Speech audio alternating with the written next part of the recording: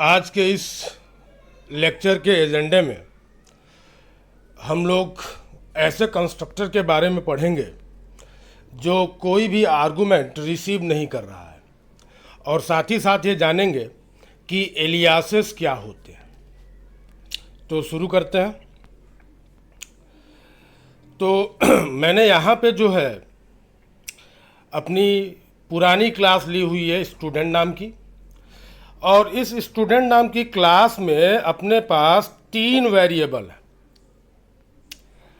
Roll number, branch और name. तो ये जो 3 एट्रीब्यूट हैं, इन तीनों एट्रीब्यूट को क्लास के डिजाइनिंग के समय ही हमने इसको एक वैल्यूज़ जो है दे दी है। जैसे यहाँ रोल नंबर को हमने एक वैल्यू दी है 10, ब्रांच को मैंने एक वैल्यू दी है कंप्यूटर साइंस एंड इंजीनियरिंग, और नेम को मैंने एक वैल्यू असाइन की है राजीव रंजन कुमार त्रिपाठी। और अब इन तीनों वेरिएबल्स के लिए मैंने गेटर और सेटर मेथड्स जो है बना लिए हैं। तो ये गेटर और सेटर मेथड्स जो है स्क्रीन पे दिख रहे हैं, ठीक है। इस तरीके से देखिए, तो जो स्टूडेंट नाम की क्लास है, उस स्टूडेंट नाम की क्लास में अपने पास 3 एट्रीब्यूट और 6 मेथड्स हैं, ठीक है। अब यहाँ जो है हमने एक स्टूडेंट टेस्ट नाम की क्लास बनाई है, ठीक है। और मैंने यहाँ पे जो कंस्ट्रक्टर यूज़ किया है, ये वही कंस्ट्रक्टर है जिसको हम लोगों ने इसके पहले लेक्चर्स में देखा था। तो ये कंस्ट्रक्टर कौन प्रोवाइड कर रहा है? तो ये कंस्ट्रक्टर जो है इसको प्रोवाइड कर रहा है जावा सी, मतलब जावा कंपाइलर।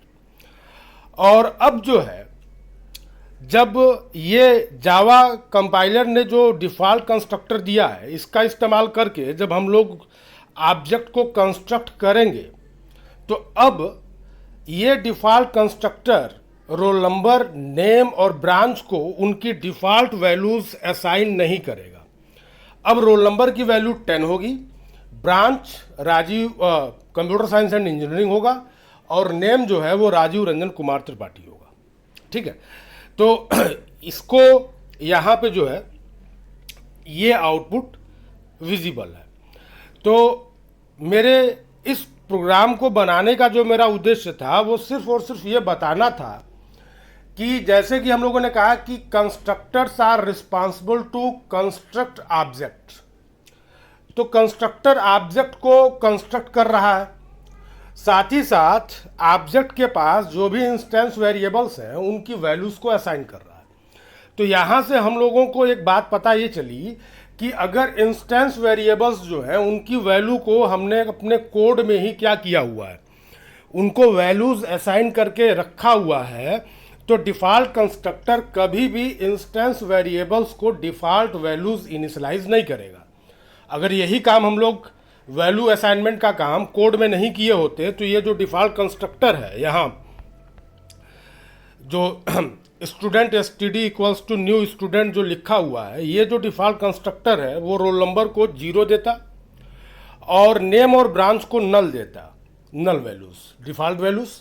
लेकिन जैसे ही हमने यहाँ इन तीनों एट्रीब्यूट्स को वैल्यूज सप्लाई कर दिया है, अब जो है हमारा डिफ़ॉल्ट कंस्ट्रक्टर रोल नंबर की वैल्यू, ब्रांच की वैल्यू और नेम की वैल्यू को इनके डिफ़ॉल्ट वैल्यूज से चेंज नहीं करेगा। तो इस प्रोग्राम के थ्रू हम लोगों ने ये जान लिया कि अगर एट्रीब्यूट्स जो है ऑलरेडी इनिशियलाइज्ड हैं, उस केस में डिफ़ॉल्ट कंस्ट्रक्टर डिफ़ॉल्ट वैल्यूज से एट्रीब्यूट्स को असाइन नहीं करेगा, एट्रीब्यूट को इनिशियलाइज नहीं करेगा, ठीक है। अब हम लोग आते हैं अपने अगले पार्ट की तरफ। तो अगले पार्ट में मैंने कहा है कि logical equivalence of previous version, ठीक है। लॉजिकल इक्विवेलेंस यानी जो काम इसके पहले हो रहा था वही काम हम लोग यहाँ पे भी कर सकते हैं। तो ध्यान ये देना है कि इसके पहले जो हम लोगों ने स्टूडेंट नाम की क्लास देखी थी, उसमें स्टूडेंट नाम का कोई भी कंस्ट्रक्टर जो है वो उपलब्ध नहीं था। लेकिन अब जो है, जो स्टूडेंट नाम की क्लास हम लोगों के सामने है, वहाँ पे मैंने एक कंस्ट्रक्टर बनाया हुआ है, और ये कंस्ट्रक्टर क्या कर रहा है, ये रोल नंबर की वैल्यू को 10, ब्रांच की वैल्यू को कंप्यूटर साइंस एंड इंजीनियरिंग और नेम की वैल्यू को राजीव रंजन कुमार त्रिपाठी कर रहा है। अब जब हम लोग बाकी सारी चीज़ें वही है, हर एट्रीब्यूट के लिए मैंने गेटर और सेटर बनाया हुआ है। अब जो है जब हम लोग स्टूडेंट नाम की क्लास का ऑब्जेक्ट जब क्रिएट करेंगे तो अब अपने पास स्टूडेंट नाम की क्लास में ऑलरेडी एक कंस्ट्रक्टर है। तो ध्यान ये देना है कि जैसा कि इसके पहले भी मैंने बताया था कि अगर कोड में कंस्ट्रक्टर नहीं है तो जावा कंपाइलर कंस्ट्रक्टर प्रोवाइड करता था। अभी इस केस में क्या है कि हमने एक्सप्लिसिटली एक कंस्ट्रक्टर बना के दे दिया है। तो जब मैंने एक्सप्लिसिटली एक कंस्ट्रक्टर बना के दे दिया है तो अब हमको जावा कंपाइलर जो है कोई भी कंस्ट्रक्टर प्रोवाइड नहीं करेगा। और अब जो ये ऑब्जेक्ट बनेगा, इस ऑब्जेक्ट के पास जो रोल नंबर की वैल्यू होगी वो 10 होगी, जो ब्रांच की वैल्यू होगी वो कंप्यूटर साइंस एंड इंजीनियरिंग होगी, और नेम की जो वैल्यू होगी वो राजीव रंजन कुमार त्रिपाठी होगी। तो इस तरीके से हम लोगों ने देखा कि ये दोनों कोड जो है वो लॉजिकली इक्विवेलेंट है। ठीक है। अच्छा, अब अगली स्लाइड में मैंने ये बताया है कि क्या जरूरी है कि अगर हम कोई कंस्ट्रक्टर डिफाइन कर रहे हैं तो उसकी बॉडी दी जाए। तो जरूरी नहीं है। जैसे हम लोग अगर कोई मेथड बना रहे हैं तो जरूरी नहीं है कि उस मेथड के अंदर कोई बिजनेस लॉजिक हो। We can have a method without any body. Similarly we can have a constructor without any body. तो हमने यहाँ पे क्या लिखा, पब्लिक स्टूडेंट, और इसके अंदर जो है हमने कोई भी लॉजिक जो है नहीं दिया हुआ है। तो इट इज़ परफेक्टली लीगल। ठीक है। यानी अपने पास एक कंस्ट्रक्टर हो सकता है और वो ऐसा कंस्ट्रक्टर हो सकता है जिसमें कोई भी लॉजिक उपलब्ध ना हो। तो ये जो यहाँ पे हमने ये कंस्ट्रक्टर पब्लिक स्टूडेंट जो बनाया हुआ है, ठीक है, तो अगर इसको हम लोग ध्यान से देखें तो इसका बिहेवियर बिल्कुल वैसा ही है जैसा कि जावा कंपाइलर जो हम लोगों को डिफ़ॉल्ट कंस्ट्रक्टर देता था उसका बिहेवियर और इस कंस्ट्रक्टर का बिहेवियर दोनों एक जैसा है। ठीक है। तो अपने पास एक कंस्ट्रक्टर हो सकता है, उस कंस्ट्रक्टर में ज़रूरी नहीं है कि हम लोग कोई लॉजिक दें। ठीक है, यही बात मैंने यहाँ पे बताई है। अब हम लोग बात करते हैं एलियासिस की। ठीक है। तो एलियासिस को अगर समझना है तो मैं एक छोटी सी कहानी सुनाऊं कि मान लीजिए कि कोई एक लड़का है, उसके घर का नाम चिंटू है और बाहर का नाम जो है उसका राम कुमार मौर्य है। ठीक है। तो चिंटू और राम कुमार मौर्य ये दोनों के दोनों क्या हुआ, तो प्रोग्रामिंग के व्यू से अगर हम लोग देखें तो चिंटू और राम कुमार मौर्य रेफरेंस वेरिएबल्स हैं, और ये दोनों के दोनों रेफरेंस वेरिएबल्स जो है वो एक ही बॉडी को, एक ही बच्चे को क्या कर रहे हैं, पॉइंट आउट कर रहे हैं। ठीक है। ऐसा नहीं है कि स्कूल में राम कुमार मौर्य को किसी ने थप्पड़ मारा तो चिंटू के गाल पे निशान नहीं पड़ेगा, ऐसा नहीं है। ठीक है। क्यों? क्योंकि दोनों के दोनों रेफरेंस वेरिएबल एक ही ऑब्जेक्ट को क्या कर रहे हैं, पॉइंट आउट कर रहे हैं। तो इस डायग्राम में मैंने यही बताया है कि जो ये ऑब्जेक्ट है, ऑब्जेक्ट हीप में जो है स्टोर हुआ है, और इसी ऑब्जेक्ट को दो रेफरेंस वेरिएबल ref1 और ref2, मतलब रेफरेंस 1 और रेफरेंस 2, ये दोनों रेफरेंस वेरिएबल इसी ऑब्जेक्ट को क्या कर रहे हैं, पॉइंट आउट कर रहे हैं। नीचे मैंने इस बात को मेंशन किया हुआ कि ref1 and ref2 are the reference variables of a class. ये दोनों के दोनों एक ही क्लास के रेफरेंस वेरिएबल हैं और इसीलिए ये उस क्लास के ऑब्जेक्ट को क्या कर रहे हैं, पॉइंट आउट कर रहे हैं। फिर मैंने क्या लिखा है, ref1 and ref2 are pointing to the same object. ठीक है। तो दोनों रेफरेंस वेरिएबल एक ही ऑब्जेक्ट को जो है वो पॉइंट आउट कर रहे हैं। और तीसरे पॉइंट में मैंने बताया है कि ref1 और ref2 दोनों क्या हैं, एक दूसरे के एलियासेस हैं। बिल्कुल वैसे ही जैसे राम कुमार मौर्य और चिंटू एक दूसरे के क्या हैं, एलियासेस हैं। ठीक है। और चूंकि ये दोनों के दोनों रेफरेंस वेरिएबल एक ही ऑब्जेक्ट को पॉइंट आउट कर रहे हैं तो इन दोनों रेफरेंस वेरिएबल के पास जो एड्रेस होगा, जो हैश कोड होगा, वो क्या होगा, सेम होगा। कारण क्या है, तो कारण सिर्फ और सिर्फ इतना है कि दोनों के दोनों रेफरेंस वेरिएबल्स जो हैं वो एक ही ऑब्जेक्ट को क्या कर रहे हैं, पॉइंट आउट कर रहे हैं। तो यहाँ पे मैंने एक छोटा सा काम किया हुआ है। मैंने स्टूडेंट टेस्ट नाम की क्लास ली हुई है, मैंने यहाँ पे स्टूडेंट क्लास का एक ऑब्जेक्ट बनाया है और उसके रेफरेंस को ref1 में डाल दिया है।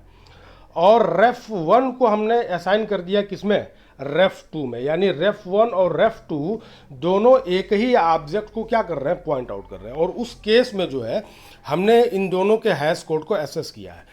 तो रेफ 1 डॉट हैश कोड और रेफ 2 डॉट हैश कोड ये फंक्शन जो है ऑलरेडी पिछले लेक्चर्स में हम लोगों ने देखा था। तो होगा क्या, चूंकि रेफ 1 और रेफ 2 दोनों के दोनों क्या हैं, एक ही ऑब्जेक्ट को पॉइंट आउट कर रहे हैं, दोनों के दोनों एक दूसरे के लिए एलियासेस हैं, तो दोनों के पास जो हैश कोड होगा उसकी वैल्यू क्या होगी, सेम होगी। और ये आउटपुट से एकदम से क्लियर है। तो मैं इस बात को अभी यहाँ पे एक बार और मैं क्लियर करना चाहूँगा कि ज़रूरी नहीं है कि जो आउटपुट मैं आपको दिखा रहा हूँ यहाँ पे वही आउटपुट आपको मिले जब आप इस प्रोग्राम को रन करें। क्यों? क्योंकि जितनी बार हम लोग प्रोग्राम को कंपाइल करेंगे, जितने बार भी हम प्रोग्राम को एग्जीक्यूट करेंगे, हर बार हीप में ऑब्जेक्ट को अलग अलग लोकेशन पे रखा जाएगा। ठीक है, तो एड्रेसेस क्या होंगे, टाइम के साथ चेंज होंगे। ठीक है, अब हम लोगों ने इसके पहले जो है इंस्टेंसिएशन ब्लॉक को पढ़ा था। तो इंस्टेंसिएशन ब्लॉक को लेके क्या था कि जब भी क्लास का ऑब्जेक्ट बनेगा इंस्टेंसिएशन ब्लॉक एग्जीक्यूट होगा। ठीक है, तो एक इम्पैक्ट जानने की कोशिश है कि what is the impact of instantiation block on constructor. ठीक है, तो हमने अपना वही क्लास लिया हुआ है स्टूडेंट, और मैंने यहाँ पे जो है स्टूडेंट क्लास का कंस्ट्रक्टर बनाया हुआ है। मैंने बाकायदे यहाँ पे एक आउटपुट स्टेटमेंट दिया हुआ है कि constructor initialises the attributes. Roll number की वैल्यू 10 हो जा रही है, नेम की वैल्यू राजू रंजन कुमार त्रिपाठी हो जा रही है, और ब्रांच की value computer science and engineering that is CSE हो जा रही है। और इस कंस्ट्रक्टर के नीचे जो है हमने एक इंस्टेंशिएशन ब्लॉक को बनाया है। यहाँ पे भी मैंने एक मैसेज दिया है कि IB बोलने का मतलब इंस्टेंशिएशन ब्लॉक इनिशियलाइजेस द एट्रीब्यूट्स। तो ये ब्लॉक जो है कैसे वैल्यूज को असाइन करेगा, तो रोल नंबर में ये असाइन करेगा 1, नेम में ये क्या असाइन करेगा, मिस्टर मोहिंदर सिंह बग्गा, और ब्रांच में ये क्या असाइन करेगा, माइक्रो इलेक्ट्रॉनिक्स। और फिर हमने यहाँ पे जो है नेम, रोल नंबर और ब्रांच को इसी इंस्टेंशिएशन ब्लॉक में प्रिंट कराया। ठीक है, अब जो है हमने बाकी तीनों एट्रीब्यूट के लिए गेटर और सेटर मेथड्स जो है मैंने बनाए हुए हैं। ठीक है, अब जो है यहाँ पे मैंने क्या किया, यहाँ पे जो है मैंने स्टूडेंट क्लास का एक ऑब्जेक्ट बनाया। ठीक है, स्टूडेंट क्लास का ऑब्जेक्ट हमने बनाया। तो अगर हम लोग बात करें इंस्टेंशिएशन ब्लॉक की, तो इंस्टेंशिएशन ब्लॉक हमेशा एग्जीक्यूट होगा।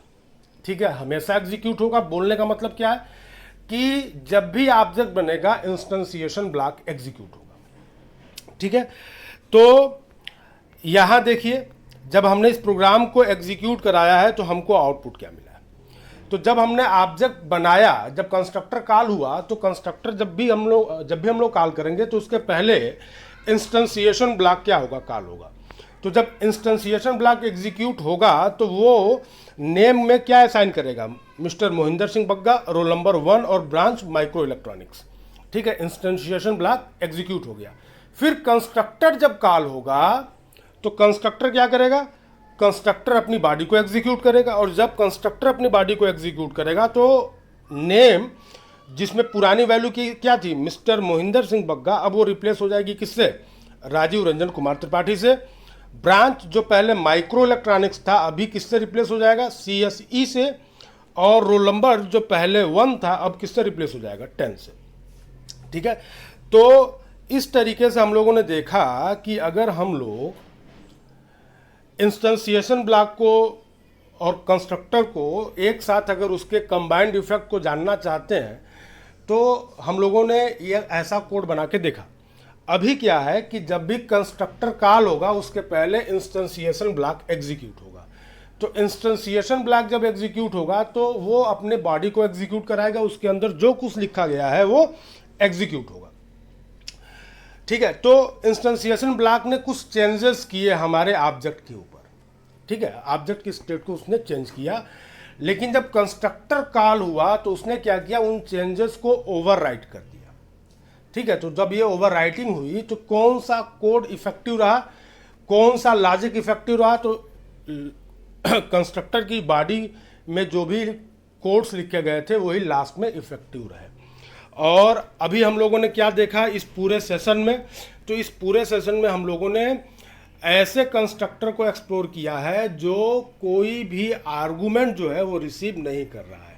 ठीक है, तो जैसे कि हम लोगों ने देखा था कि जब हमारे क्लास में कोई भी कंस्ट्रक्टर उपलब्ध नहीं है तो जेवीएम जो जावा कंपाइलर जो है वो हम लोगों को एक ऐसा कंस्ट्रक्टर प्रोवाइड कर रहा था जो कोई भी आर्गुमेंट रिसीव नहीं कर रहा था। उसको हम लोगों ने बोला था डिफ़ॉल्ट कंस्ट्रक्टर। ठीक है, तो डिफ़ॉल्ट कंस्ट्रक्टर के साथ क्या कहानी थी, तो डिफ़ॉल्ट कंस्ट्रक्टर इंस्टेंस वेरिएबल्स यानी एट्रीब्यूट्स को उनकी डिफ़ॉल्ट वैल्यूज़ क्या करता था, असाइन करता था। ठीक है, बट हम लोगों ने इस बात को देखा कि अगर हम लोग क्लास को जब बना रहे हैं और उसी टाइम पे जो है हमने इंस्टेंस वेरिएबल्स की वैल्यू को प्रोवाइड करके रखा हुआ है, तो इस केस में हमारा जो कंस्ट्रक्टर होगा अब इंस्टेंस वेरिएबल्स को कभी भी वो डिफ़ॉल्ट वैल्यूज़ नहीं दे पाएगा। ठीक है, अब डिफ़ॉल्ट वैल्यूज़ क्या हो जाएंगे, तो डिफ़ॉल्ट वैल्यूज़ वही होंगे जो हमने अपने कोड में लिखा हुआ है। जैसे हमने लिखा हुआ था रोल नंबर 10 सबसे पहले, है ना, नेम में क्या था राजीव रंजन कुमार त्रिपाठी और ब्रांच में क्या था CSE। ठीक है, ये वैल्यू हमने क्लास को जब मैं डिज़ाइन कर रहा था तभी मैंने वहाँ पे ये वैल्यूज़ इनिशियलाइज कर दी थी। ठीक है, दूसरी बात क्या है कि अगर हम लोग कंस्ट्रक्टर बना रहे हैं अपने क्लास में प्रोवाइड कर रहे हैं और ऐसा कंस्ट्रक्टर प्रोवाइड कर रहे हैं जिसकी कोई बॉडी नहीं है, ठीक है, कोई बॉडी नहीं है, तो वो जो कंस्ट्रक्टर है उसका बिहेवियर बिल्कुल वैसा ही होगा जैसा कि जावा कंपाइलर जो कंस्ट्रक्टर प्रोवाइड कर रहा था उसका बिहेवियर था। ठीक है, और एक चीज़ और हम लोगों ने एक्सप्लोर किया, वो क्या था, एलियासिस। ठीक है, एलियासिस जब हम लोगों ने एक्सप्लोर किया तो क्या पता चला कि एक ही ऑब्जेक्ट को एक से ज़्यादा रेफरेंस वेरिएबल्स क्या कर सकते हैं, पॉइंट आउट कर सकते हैं। क्योंकि सारे के सारे रेफरेंस वेरिएबल एक ही ऑब्जेक्ट को पॉइंट आउट कर रहे हैं, इसलिए हर रेफरेंस वेरिएबल के पास जो हैश कोड होगा उसकी वैल्यूज़ क्या होंगी, सेम होंगी। ठीक है, तो कोड इक्विवेलेंस भी हम लोगों ने देख लिया, इंस्टेंसिएशन ब्लॉक और कंस्ट्रक्टर दोनों को जो है एग्जीक्यूशन वाइज कंपेयर करके भी देखा कि किसका इफेक्ट जो है सबसे ज़्यादा है, तो कंस्ट्रक्टर का इफेक्ट जो है वो ज़्यादा है। ठीक है, इंस्टेंसिएशन ब्लॉक ने जो भी चेंजेस किए हैं वो सारे के सारे चेंजेस रिप्लेस हो जाएंगे। किससे रिप्लेस हो जाएंगे, तो जब भी हमारा कंस्ट्रक्टर क्या होगा, कॉल होगा। तो आज का जो ये सेशन है इसमें इतनी सारी बातें जो है हम लोगों को देखना था। अब अगले वीडियोज़ में जो है हम लोग पैरामीटराइज कंस्ट्रक्टर की बात करेंगे।